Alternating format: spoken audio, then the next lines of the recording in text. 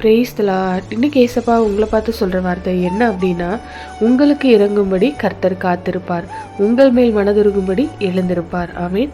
நாம் ஆராதிக்கும் ஆண்டவர் இரக்கமுள்ள தேவன். உங்களுக்கு இறங்கும்படி அவர் காத்திருக்கிறாராம். யாருக்கு இறக்க செய்வார் தெரியுமா?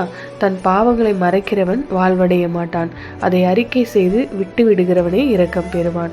ஆண்டவர்கிட்ட நம்முடைய பாவத்தை அறிக்கை செய்துட்டா உடனே அவர் இறங்கிடுவார். ஆண்டவரே, நான் தப்பு பண்ணிட்டேன், என்னை மன்னிச்சிடுங்க, என்னை ஆசீர்வதிங்கன்னு நீங்கள் உங்களை தாழ்த்திட்டீங்கன்னா உடனே இரக்கம் அவரிடத்துலேருந்து கிடைக்கும். பெருமையோடு இருந்தீங்க அப்படின்னா அவரே எதிர்த்து நிற்பாராம். ஒரு தகப்பன் இறங்குவதை போல அவர் இறங்குவாராம். அவருடைய அன்பு அப்படிப்பட்டது. அதுக்காக தான் சிலுவையில் தன்னையே பலியாக கொடுத்தார். நமக்காக நம்முடைய பாவத்தை, நம்முடைய வியாதியை, நம்முடைய வேதனையை, சாபத்தை எல்லாத்தையுமே சுமந்து முடிச்சிட்டாரு. அதனால் நீங்கள் இயேசுவேன்னு கூப்பிடும்போது உங்களுக்கு பதில் கொடுத்து அற்புதம் செய்வார். இன்றைக்கு அவர் உங்களுக்கு இறங்கும்படி மனதுருக்கத்தோடு உங்களை பார்த்துட்ருக்காரு.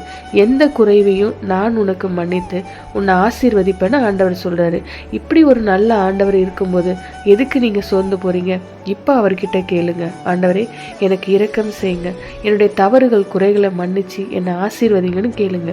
இன்றைக்கே ஒரு அற்புதத்தை அவர் உங்களுக்கு செய்வார். ஜெபிக்கலாமா? எங்கள் நல்ல தகப்பனே, நீர் இரக்கமுள்ள தகப்பனப்பா, மனதுருக்கமுள்ள தேவன். பாரத்தோடு கண்ணீரோடு ஜெபித்து கொண்டிருக்கிற பிள்ளைகளுக்கு இரக்கம் செய்து அவர்களை ஆசீர்வதியும், அற்புதம் செய்யும், அவர்களுடைய துக்கத்தை எல்லாம் சந்தோஷமாக மாற்றும். இயேசுவின் நாமத்தில் ஜெபிக்கிறோம் பிதாவே. ஆமென். God bless you.